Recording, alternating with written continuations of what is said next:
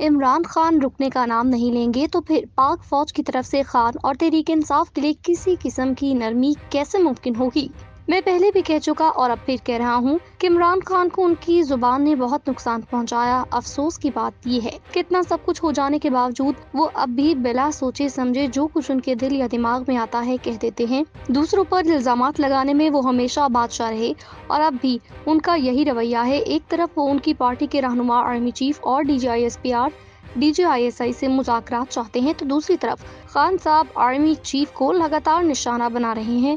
پہلے وہ جو زبانی کلام میں الزامات لگاتے تھے، اب گزشتہ ہفتے برطانوی اخبار ٹیلی گراف میں اپنے شائع ہونے والے مضمون میں یہ لکھ کر بھی کہہ دیا کہ اگر انہیں یا ان کی اہلیہ کو کچھ ہوا تو ذمہ دار army chief general Asim Munir ہوں گے۔ ان کا یہ مضمون فوج اور فوجی قیادت کے خلاف تھا اور یہ مضمون ایک ایسے وقت میں شائع ہوا جب تحریک انصاف کے مختلف رہنما ایک بار پھر فوجی قیادت سے مذاکرات کرنے کی خواہش کا اظہار کر رہے تھے۔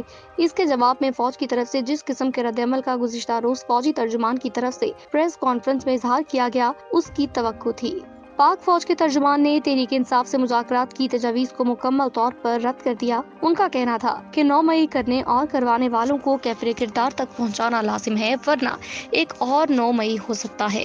فوجی ترجمان نے عمران خان اور تحریک انصاف کا نام لیے بغیر انہیں سیاسی انتشاری ٹولہ قرار دیتے ہوئے کہا کہ ان کے لیے صرف ایک راستہ ہے کہ وہ عوام کے سامنے صدقے دل سے معافی مانگے، نفرت کی سیاست کو ختم کرے اور ملک اور عوام کی بہتری کے لیے تعمیری سیاست کرے۔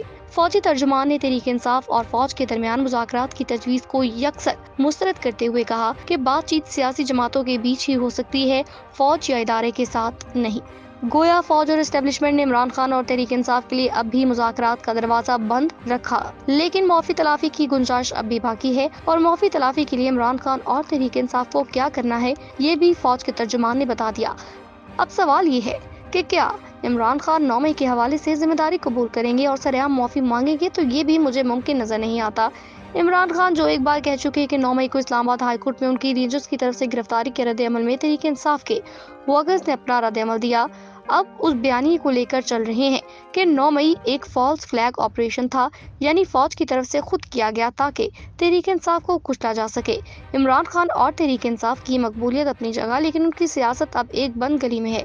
جن سے یہ بات کرنا چاہ رہے ہیں ان پر ہر قسم کے الزامات بھی لگا رہے ہیں، سیاست دانوں سے بات کرنے کے لیے تیار نہیں۔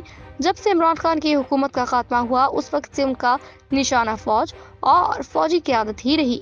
ایک کے بعد دوسرا آرمی چیف آ گیا، لیکن عمران خان کا ہدف نہ بدلا۔ پہلے وہ جنرل باجوہ پر الزامات لگا کر فوج کی مدد سے حکومت میں آنا چاہتے تھے، اب وہ جنرل عاصم کو نشانہ بنا کر فوج کی مدد سے حکومت لینا چاہ رہے ہیں۔ یہ کیسی حکمت عملی ہے جو کسی کی بھی سمجھ میں نہیں آتی۔